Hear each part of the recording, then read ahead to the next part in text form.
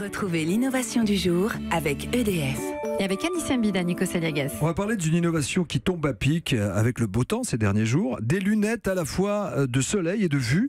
Ça n'existait pas déjà, ça ? Si, ça existait, mais pas celle que je vais vous présenter aujourd'hui. Expliquez-moi. C'est des lunettes un peu spéciales qui on fait tap-tap sur la branche de gauche. Tap-tap, c'est-à-dire On tape avec son deux doigt. fois sur la branche de gauche. Okay. On a des lunettes de soleil, c'est-à-dire qu'elles se foncent. On fait tap-tap sur la branche de droite et là, instantanément, elles deviennent claires. Ça devient des lunettes de vue. Parce que comme vous le dites, on connaît tous les lunettes qui foncent au soleil, les photochromes. Mais je sais pas si vous avez déjà essayé. Bah oui, il faut attendre parfois 5 à 10 minutes quand on rentre dans une pièce pour qu'elle se rééclaircisse. Et bien avec la nouvelle génération de lunettes, là cette fois on fait tap-tap et c'est instantané. Ça s'appelle les Fine Tune. Elles ont été développées par Guy Lassie. C'est une petite start-up anglaise. Faut pas avoir d'éthique avec sa main parce que si on touche la si un petit malin qui vous tape sur la branche, vos lunettes, vous voyez plus rien. C'est pas un gadget, donc ça marche. Non, c'est pas un gadget.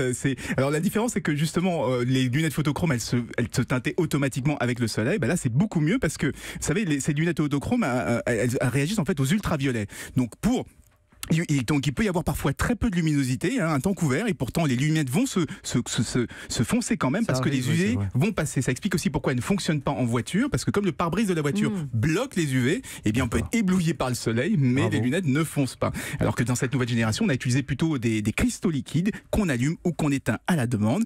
Mais il y a quand même un petit problème pour moi, c'est que désormais, on va être obligé de recharger aussi ces lunettes.